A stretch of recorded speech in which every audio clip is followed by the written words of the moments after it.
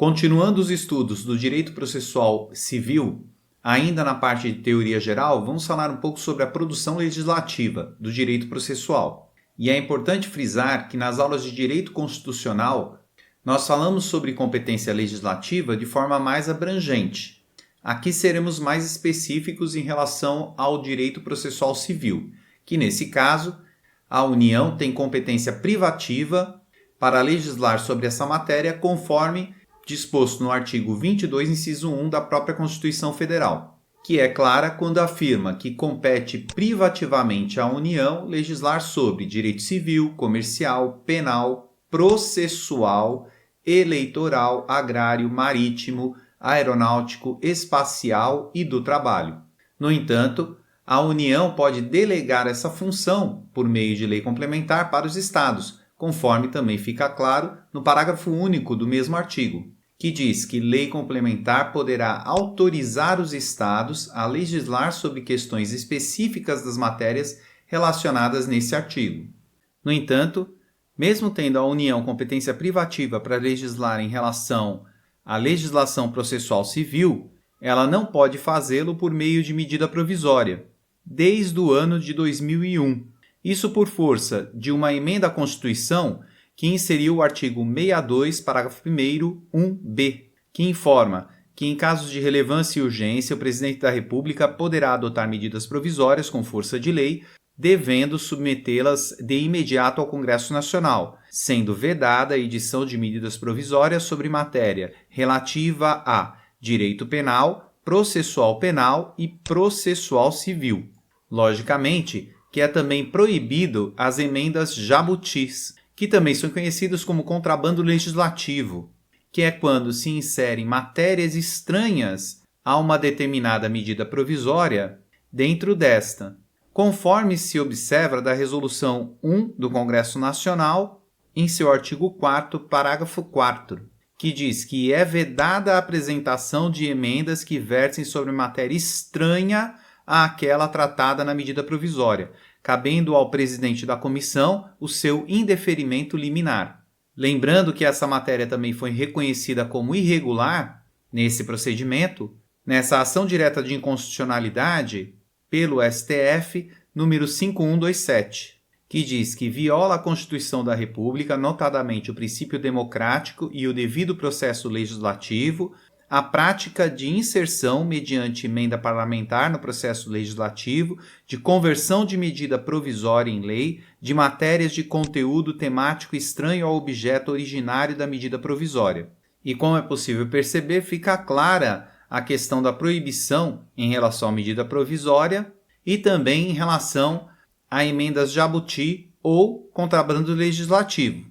No entanto, temos uma situação bem inusitada atualmente, que é a Lei 14.195. Essa lei foi criada visando a fomentar o meio empresarial, facilitando a abertura de empresas e normalizando algumas matérias relacionadas a conselhos profissionais, e quando foi convertida em lei, teve a inserção do artigo 44, que fez uma série de alterações no Código de Processo Civil. Portanto, temos um claro jabuti usado por meio de uma medida provisória que fez alterações no CPC. No entanto, é importante frisar que essa irregularidade ainda não foi apreciada pelo STF. Lembrando que, de qualquer forma, está proibida a prática de medida provisória e de emenda jabuti. Ainda em relação à competência, temos que existe competência concorrente da União e dos Estados, nos termos do artigo 24, inciso 4, 10 e 11 da Constituição, que diz que compete à União, aos Estados e ao Distrito Federal legislar concorrentemente sobre as custas dos serviços forenses, criação, funcionamento e processo do juizado de pequenas causas e procedimentos em matéria processual. Desta forma, fica claro que, em relação às custas, aos juizados de forma ampla, os Estados têm competência concorrente. Em relação ao procedimento processual, ele diz respeito a atos administrativos e atos de apoio ou organização do judiciário, não necessariamente ao processo. E esse inciso 11 permitiu a criação do Código de Procedimento Processual de cada Estado, sendo que o Tribunal de Justiça de Pernambuco foi o primeiro estado a ter uma lei promulgada relacionada ao tema, que é de 2018, que cria o Código de Procedimento em Matéria Processual no âmbito do estado de Pernambuco, estabelecendo normas sobre os procedimentos em matéria processual civil e penal no âmbito desse poder judiciário. Já o estado de São Paulo, embora tenha um projeto de lei que foi anterior ao projeto de lei do Código de Pernambuco, que foi em 2013,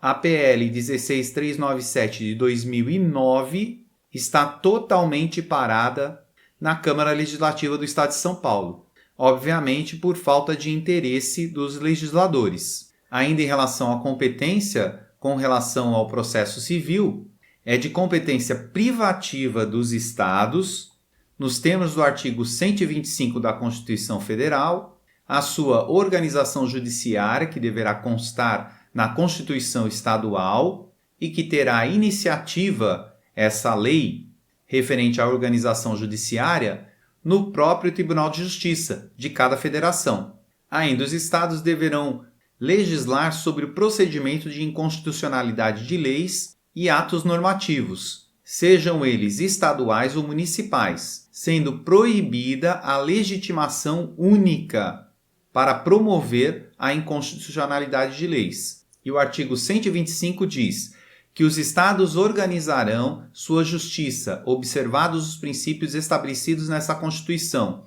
e a competência dos tribunais será definida na Constituição do Estado, sendo a Lei de Organização Judiciária de Iniciativa do Tribunal de Justiça, e que ainda cabe aos estados a instituição de representação de inconstitucionalidade de leis ou atos normativos estaduais ou municipais em face da Constituição Estadual, vedada a atribuição da legitimação para agir a um único órgão. Dessa forma, conforme estudado até aqui, podemos resumir as fontes do direito relacionadas ao direito processual civil, que será a Constituição Federal, a Lei Ordinária Federal e as medidas provisórias até o ano de 2001. Temos também os tratados internacionais, tanto de direitos humanos, como o Tratado de Nova York, que fala sobre alimentos em relação a países diversos, ou seja, traz procedimentos processuais relacionados a isso, além do Tratado de Las Leñas, que regula o processo em relação à cooperação dentro do Mercosul, e o Tratado de Roma, que regula o procedimento processual na União Europeia. Temos ainda a Constituição Estadual, bem como a Lei Ordinária Estadual, os precedentes judiciais, além dos regulamentos internos dos tribunais, as normas administrativas, como por exemplo as resoluções do CNJ, bem como os negócios jurídicos processuais, além dos costumes e das soft laws, que são documentos que têm conteúdo normativo, no entanto, não são documentos jurídicos. Todos esses documentos são tratados como fontes de direito. Lógico, levando-se em consideração a prevalência de cada um em relação à sua importância para o ordenamento jurídico.